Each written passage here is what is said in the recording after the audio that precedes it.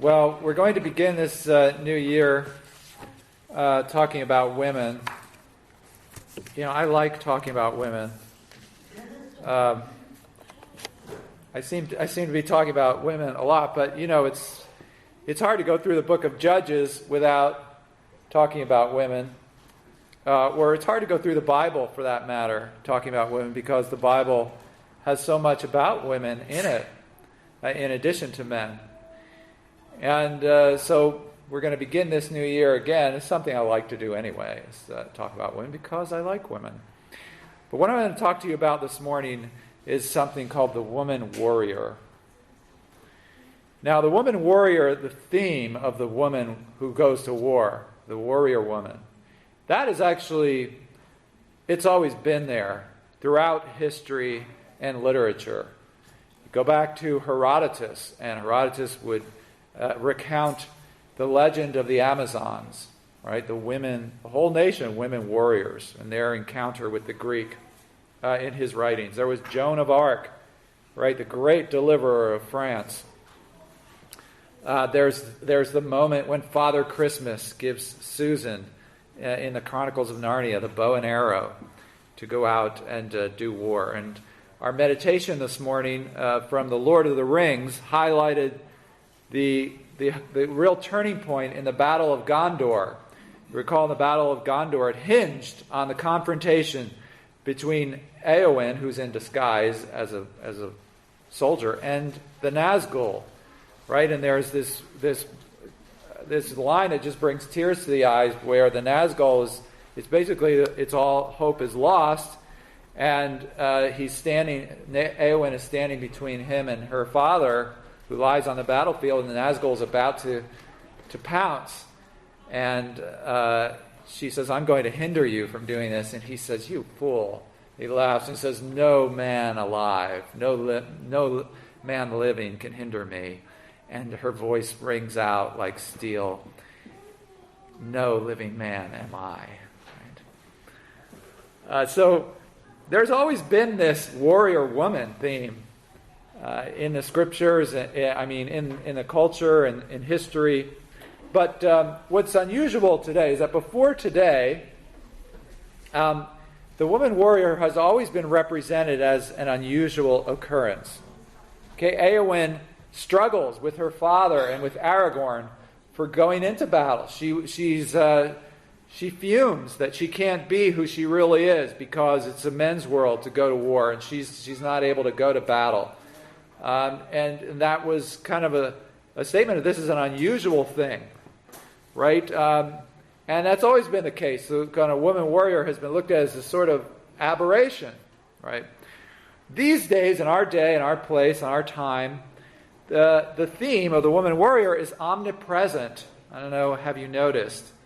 But it is multiplied again and again throughout the various media offerings ad infinitum. From Broadway to TV shows, we have the woman warrior, even to, say, a TV show like Once Upon a Time, right? You turn on that TV show, current TV show, and what's it about? It's about the women out there doing it. And, you know, it's the message is the chicks can do it without the guys around, right? They can take up the swords and be the warrior. Painting with this broad brushstroke, in the past, women have been kind of representatives of softness and support. And women who didn't fit into that category were there fuming and protesting and saying, "No, this is not categorizing women this way. It's not allowing me to be who I am." But there was a tide that changed at some point, when former Secretary of State Clinton, whom actually we should pray for, having a hard time, we should pray for her. But I remember her comment about baking cookies. I don't know how many of you remember it, but gosh, it's about 20 years ago now, I think, where she said she chose her career over staying home and baking cookies. And she had to apologize for that statement. But the fact that she felt comfortable making it in public showed you that the tide was turning, right? And it has turned to the point today where if you, now it is the women who do not fit into the women warrior armor who have to protest, who have to say, wait a second, I'm not getting to be who I am. So the tables have kind of turned. All right, well, I am not going to solve this problem for you this morning. We are not going to do that. But I wanted to bring it up because I wanted to show you that the theme of the woman warrior has its origin in the Bible. The woman warrior actually originates in the Bible. And it says something to us, whether we are women or men, about our salvation. So let us take a look. We heard Renee read two scriptures this morning, one from Judges 5, the other from Luke chapter 1. And I put these together this morning because there's something the same in these two passages. There are only two women in the whole Bible who are called most blessed among all women. There are only two women who are called blessed among women. And they are on opposite sides of history, interestingly. Only two. And these are this is unrestrained praise. Sometimes we compliment each other and say you're pretty good and you got this and you got these skills, but this is, you're the top, right? You are most blessed among all women. Nobody does it better. Remember that song? Nobody does it better. That unrestrained praise. Only that was, I guess, about James Bond. But imagine saying that to someone. Nobody does it better. You are most blessed among all women. Only two women get that kind of praise in the Bible. And by the way, each time in these cases that it's spoken by another woman about that woman. So, it's one thing to get praise from the opposite gender and to say, you're so great, you got it so good. But we have actually trouble understanding each other's blessings across the genders. So it's quite another thing to have the same gender, someone from the same gender say, you're the top, this effuse praise. You've got it so good, you're the greatest. So it's kind of like saying a woman among women is what you have.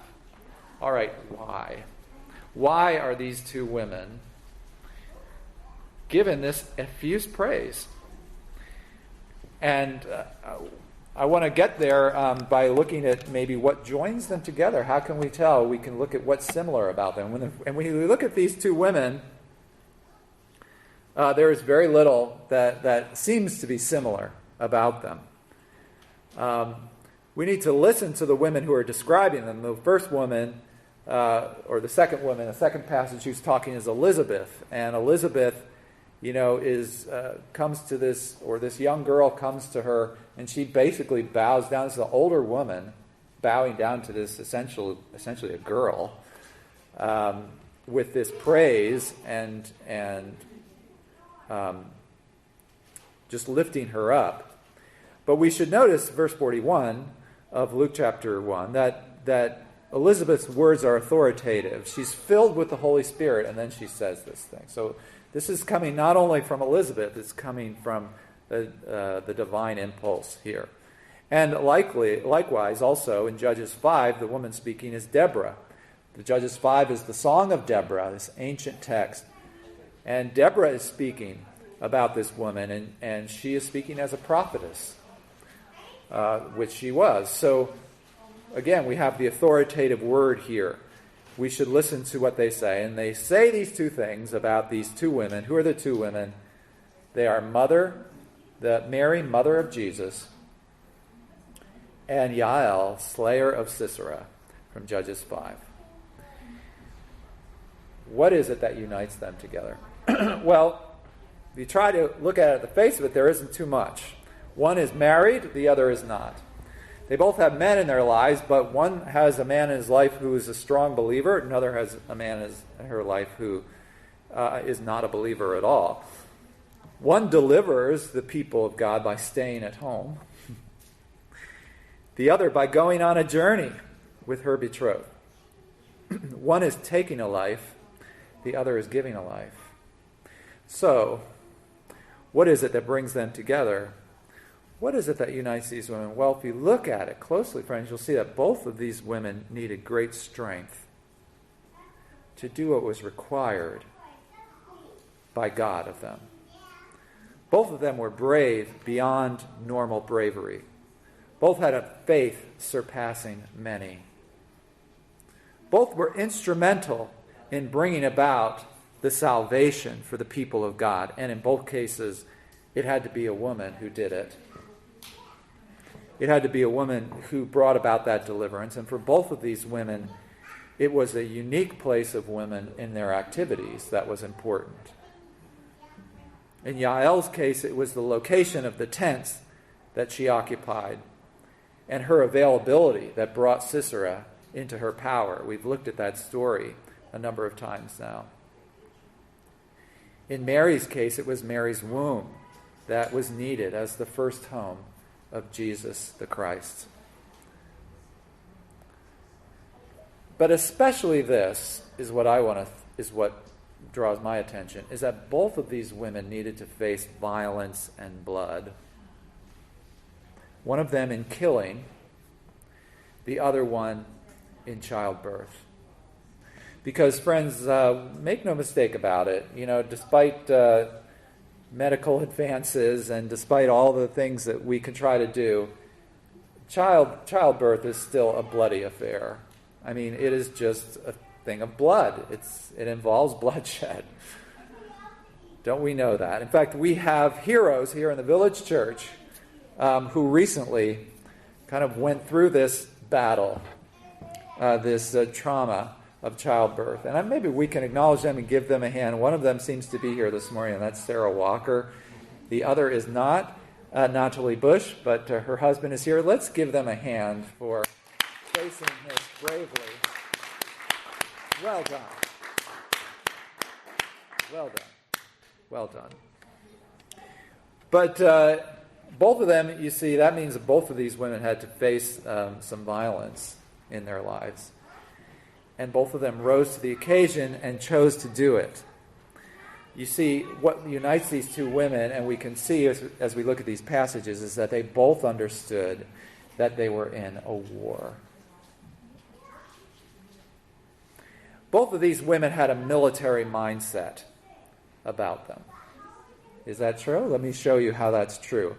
The first one is kind of obvious. It's kind of obvious with Yael, right? Verse 23, cursed is Meraz, says Deborah by the angel of the Lord. Cursed Meraz. Sorry, that's a little dark there. Still not getting it. And why is Meraz cursed? Because they didn't come to battle. They didn't come. Whereas, and what's happening is Deborah is contrasting Yael. Yael, however, is blessed. Why? Because she met the battle when it came to her. She entered into the fight when it comes to her tent door. And then, verse 26, obviously she takes in her hand the tent peg and the mallet, and boom, boom, boom, there she goes. Yael's obviously praised here as a woman who needed to be a warrior in that moment. Actually, physically a warrior. But this is also true, in a way, of Mary. Now, it might be hard for us to see this because usually when we think of Mother Mary, right, we think of her as striking this pose. There's a halo around her head, and that's the characterization we have of Mary. But, when you actually look at her words, there's more to this portrait of piety that we have in our heads to her. She has certainly great faith. Right in verse 48, you can see Mary's great faith. All generations will call me blessed. She really believed what the angel says. She was carrying the Lord as well. But there's more to it. If you look at Mary's imagery, verse 49, for example, she talks about he who is mighty in this situation. He who is mighty. And, we tend to spiritualize that and say, well, God is mighty because, he got me that job that I really needed. But actually, when she's saying that, she's talking Trepper Longman, a scholar, points out she's actually using military imagery here. She's talking about God who is powerful in battle, God who has military strength. Verse 51, he shows the strength of his arm. Again, military terms. Verse 52, he's put down the mighty from their thrones. It's martial language that she's using. And, some have pointed out that actually a number of elements from Mary's song here are taken from an earlier song in the Scripture, the song of Hannah, the mother of Samuel, who also experienced a miraculous birth. And Hannah gives the same kind of imagery. Hannah even more explicitly, she says, the adversaries of the Lord shall be broken to pieces. Against them he will thunder in heaven. A fighting, a battle, a martial role that this woman is engaged in. And Mary knows it. She knows it. She knows that there is evil that needs to be crushed. A battle against evil is going on, and this is what really unites these two women. They both chose to be involved in it. They both chose to be involved in the battle that was there. Now let me just pause for a moment here and address those of us who might be here having trouble with the whole military thing. I mean, you might be here and a little bit offended, especially maybe the first passage reading about how Yael is praised and how Deborah is just exulting in this praise. And you look at these things in verse 26, and she split and she struck his head through the temple. Deborah's really enjoying what Yael has done, and he sunk down dead at her feet, and he was really dead, and he just sank there. He keeps talking about that, He lay still. He was really dead, really dead. So obviously, Deborah is exalting this, and you might find this offensive. You might say, this is what bothers me about the Bible. It's going on about war and talking about these battles as if it's something good. How can it do that? And you might, take offense at that. But I want you to realize something, friends, that you may feel that way because we have never lived under the continual marauding invaders of tyranny as they did. So we might consider this barbaric, but we realize that we are speaking that from a place of comfort. We don't know what it's like to live under Jabin, the king of Canaan, who, what it's like to have everything that you've ever worked for taken from you at any moment. Anything that you build up, that you've owned, just pillaged regularly by bands that came through and, raped women as they pleased, took whatever they wanted. Just imagine that as a regular feature of your life. We've never had that. So we might be coming from a little bit of a place of self-righteousness and looking at this and saying, oh, this is so barbaric. But imagine if that was your situation. You had people who depended on you. You couldn't be sure you were going to feed them. You take someone, Lynn, like you. Imagine being in a situation where everything you had could be taken from you. You might be looking at your son, and he might not be eating. He might not be able to eat next year. That is where this exaltation comes from. Okay, we might not relish the victory, but that's because we have not been under the oppression that these people were experiencing. But that is what was in store for Israelites if Sisera won the war, or even if he escaped to raise another army. That is what they had to look forward to. That is why they are exalting this and rightly attributing this as a victory of the Lord. And this, friends, as we begin a new year, is probably a reason to thank God. It's probably a reason for thankfulness in our hearts, a deep thankfulness that we live in a time and a place of prevailing peace, highly unusual in history and not likely to last. You realize you are in a little pocket here for which you should thank God. A relative peace here. But we should also realize that it colors our view of God's very real deliverance that he brings from tyranny. And in this case, by the blow of this woman's tent mallet. Do you know, there's only one other character in the whole of whole of Judges 5, in Deborah's song. There's only one other character that's called blessed. Like, one other character is blessed. Do you know who that is? It is God himself. God himself and Yael are called blessed. Both of them are blessed. Both of them are indeed pictured as the head-smashing, victorious ones. And Mary, too, is being this way. What Mary's song shows us is that she realizes she's involved in something much bigger than herself. And she's about to deal a crushing blow to evil. It is God on the warpath, is what's going on, even inside of her womb. These two women are the most blessed because they are both warriors. They both have a martial mindset. So they can be strong in their faith, even to the point of violence. Interesting picture of womanhood, huh? That we got. All right, so let me just say this. Am I saying that we should therefore take up arms? Am I rallying the cry? Now is the time.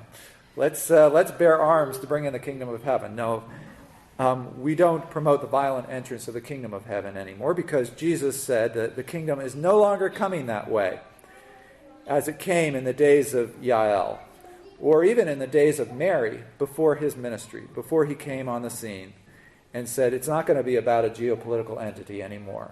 It's going to be something different. No, this is this is new. So we should not be this is not a call to take up arms.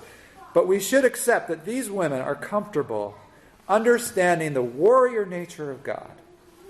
And what God requires of them, even them, is battle. For evil still lives on. Do you not know this? There is still evil to be crushed in this world. There is still evil to be fought against in this world. And you need to be brave as women. You need to have faith that allows you to face these things, to face evil in the face and stare it down.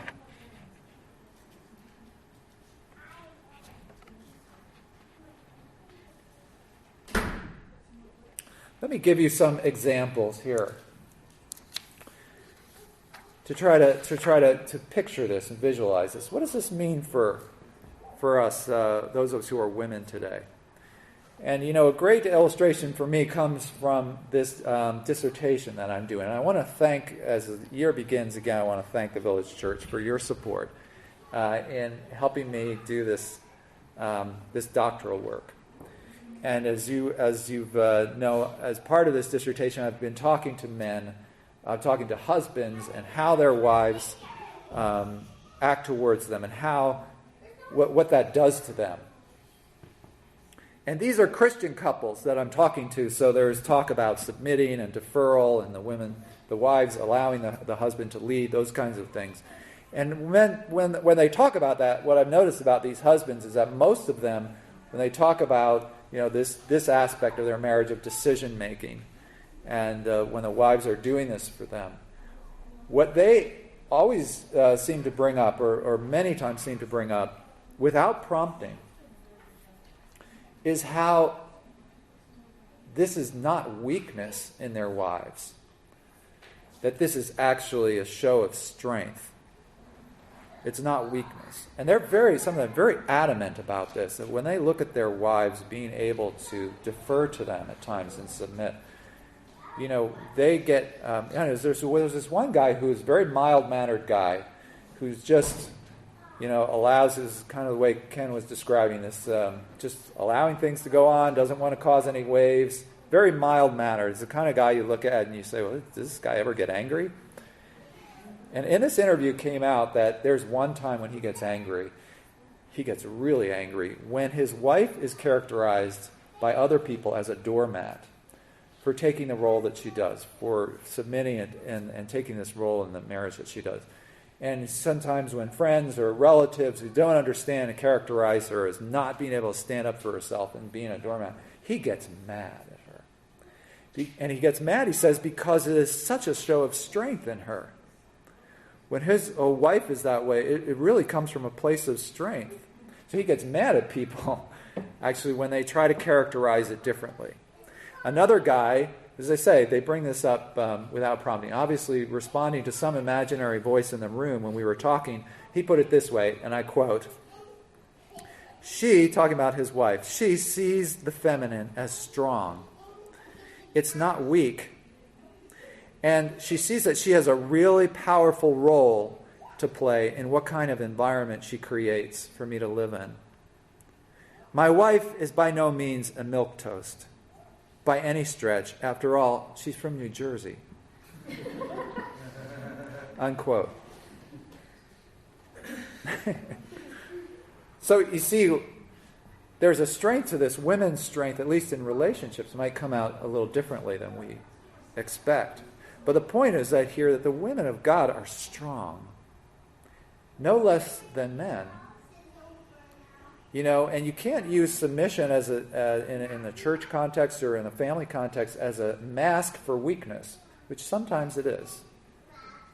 It's not an excuse to be weak. You can't do that. The women of God need to be strong. They can't be milquetoast, as my friend said. They need to come from New Jersey in themselves, whatever that means. Why? Because it takes this military mindset to crush evil. You have to stand against evil. It takes a martial mindset. And you cannot live successfully as a Christian, woman or man, without realizing you're in a battle. So that's kind of one way where women personally can rise to the battle. Publicly as well. You know, when I think of kind of public examples of this, I think of Baroness Caroline Cox, who serves in the British House of Lords. And she's a legislator there in the House of Lords. And Caroline Cox focuses the House's attention whenever she can on how, she's a believer, she's a Christian believer, and she focuses on religious persecution around the world and how people of all faiths, especially Christians, are persecuted for their faith around the world. What is Cox doing? She is pulling down strongholds in what she does. Or I think of the dancer, Janine Lacamont, is this dancer, a woman who's danced all her life.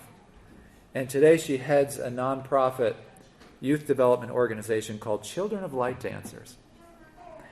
She choreographs dances to show how the plight, really, of terrorized children in northern Uganda. She developed a special dance, in fact, called Seek Justice, which she performs, has children perform to raise funds for an international justice mission for this work. What is Janine doing? She's realizing she's in a battle. She's taking what she has publicly, crushing evil as she can. These are different examples that come to my mind, and things that I've read. What about you? You know, you may not fit into the warrior woman armor, or you may. You know, you don't need to be a woman warrior, so to speak, but you do need to be strong. You do need faith to trust God for the things that He has in your life. You need to do battle against evil. And, you know, to get yourself ready for this, you don't need the girl with the dragon tattoo, because you have the Bible. And this has always been a part of God's plan for women. Always. From the very beginning, God promised the very first woman we saw, Eve, He promised her that she would crush evil. Through her womb, through her offspring, through the fruit of her womb, the skull of the serpent would be crushed. That was partly fulfilled through Seth, her son. It was also then fulfilled more by Jael, who crushed the skull of evil in her tent and delivered the people of God from oppression. And just so, it was finally fulfilled in Mary, whose son, Jesus Christ, crushed the skull of evil through his life, his death, his resurrection. And it's a crushing of evil through his mercy. See verse 50. It's talked about the way that he's crushing evil through his mercy on those who fear him. And we are now involved in Jesus Christ's not yet completed work. We are raised up as women and as men to be continuing that crushing the work of evil by mercy. And that's important for us to realize as we close out our celebration here of Christmas and finally turn our attention away to other things. Let's remember that as we come to our table now, women and men, let us come to celebrate the crushing of the skull of evil. Amen.